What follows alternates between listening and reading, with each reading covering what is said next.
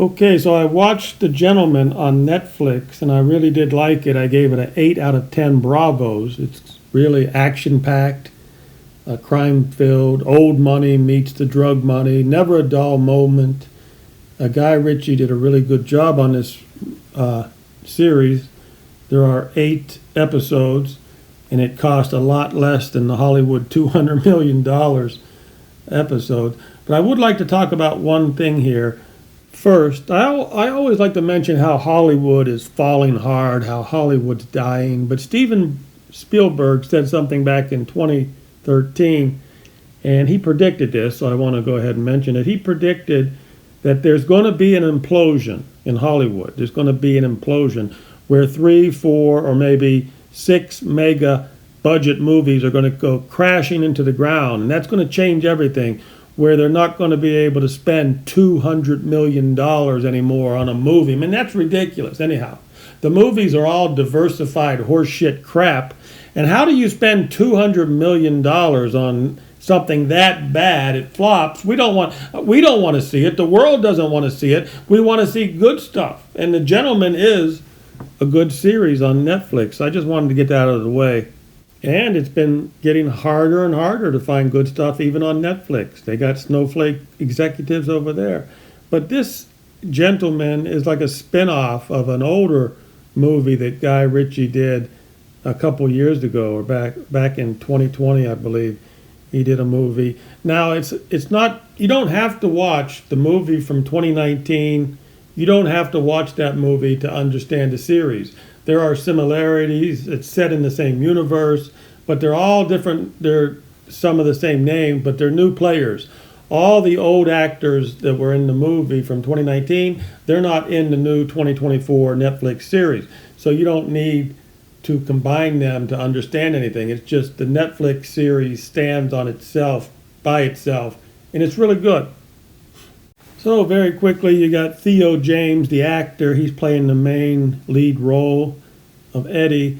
He comes home from, he has a job with a uniform with the United Nations Army or something. But he has to come home because his dad has died and he's inherited the estate.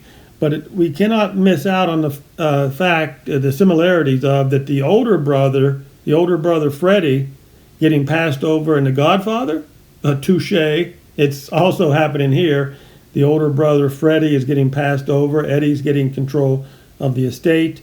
And like I said, the first 2 episodes are Guy Ritchie's TV directing debut. I'll never understand how he let that creepy Madonna get his claws into him, but that's another story. And I'm glad that Eddie, the lead character, did not bang Susie. Susie's too cold. Susie's another character in the show, but she's too cold. Eddie needs to bang a Lucy Liu type, a beautiful Asian girl for season number 2. Hopefully there is a season number 2. And if there is a season number 2, hey, give him a Lucy Liu and a little love interest. That's just my opinion. But the most important factor, and I do mean the most important, utmost important factor that makes this series so good, is that diversity was not a super duper goal or a factor in this series. I mean, we're getting sick, and Americans and probably the world, we're getting sick and tired of all this diversity horse shit they're putting at us. So anyhow, having said that, I can just hear the snowflake asshole money changers at Netflix. I can just hear the wheels in their corrupt head turning. Oh, Ritchie, we did good on this series, but we can give you some more money for season number 2 on one condition, Ritchie, and that's more diversity, please. You just know it's coming. If there's going to be a season 2, you just know it's coming. They're going to try to throw that diversity down your goddamn throat. And if Guy Ritchie caves in to the Hollywood assholes, I'll lose all respect for him at that point.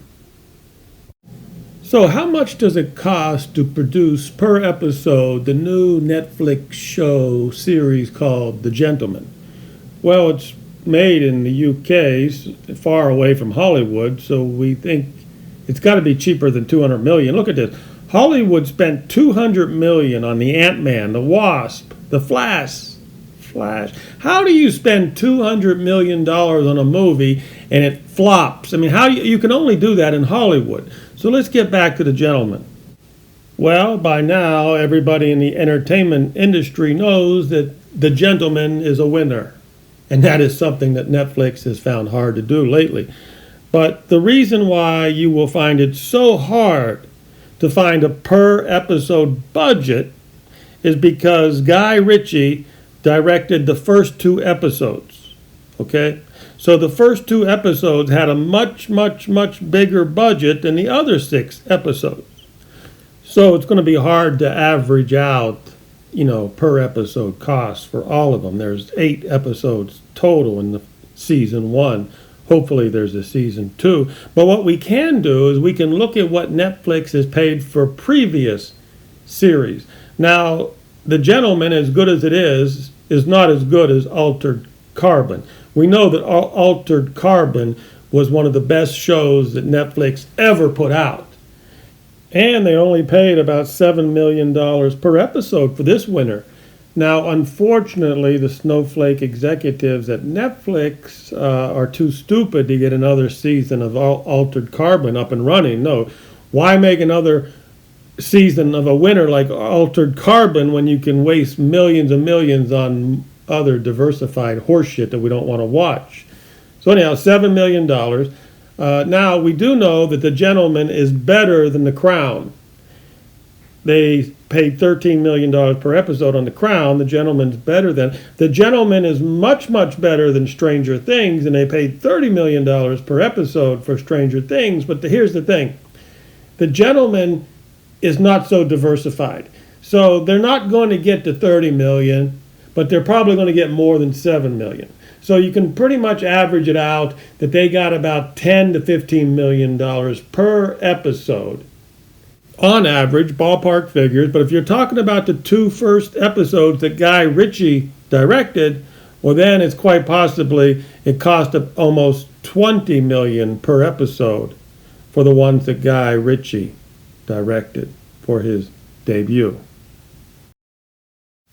So there are 2,142 shows on Netflix, and somehow we found a good one. Yesterday, we're going to go to the UK today, where we are going to do our mini review of the new Netflix series, The Gentleman, starring the 39-year-old Theo James. He plays the lead character, Eddie, and he pulls off a good mix of Michael Corleone and James Bond, a blend of above-the-law gentleman. And in real life, he is married to a woman, which is a plus. He has sympathy for the Syrians, which means he's one of the good guys. But first, before we go into our mini review, what in the hell is wrong with America today? I tell you, God damn it. What in the hell is wrong with America? Damn. Suicide killings, illegal invaders, corporate insect food. I mean, come on. Is the New York Wall Street fake money Zionist mafia really that filthy that they would put idiots in charge of building Boeing aircraft so the parts fall off and risk hundreds of lives so the stock will fall and they can buy it up for pennies on the dollar? Surely they are not that evil. Shit, even Lucifer would cringe at that one. Damn. Okay, back to our mini review on The Gentleman. It has Giancarlo Esposito, and he's playing a role very similar to his Breaking Bad role. I like I like a lot of the characters in this show. I mean, this show is where old money meets the filthy drug money. It's action-packed, crime-filled Netflix series, fast, slick, cool dialogue, never a dull moment. The bottom line is The Gentleman is pure Ritchie. You will not be disappointed.